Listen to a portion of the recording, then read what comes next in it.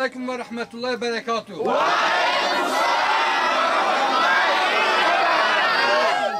Avrupa Yetim Eli olarak şu anda Uganda'da özürlü kardeşlerimiz için inşallah tekerlekli sandalye projemizi gerçekleştiriyoruz. Bu kardeşlerimize daha önce biz buraya geldiğimizde ki bu köyde 13 bir de başka bir bölgede 12 tane özellikle tekerlekli sandalye talebi bizde bu etmişlerdi ve buna öncülük eden Kasım kardeşimiz de şu anda buradadır. Bu hayra destek olan sponsorlarımıza teşekkür ediyoruz. Allah kendilerinden razı olsun inşallah. Temiz zira.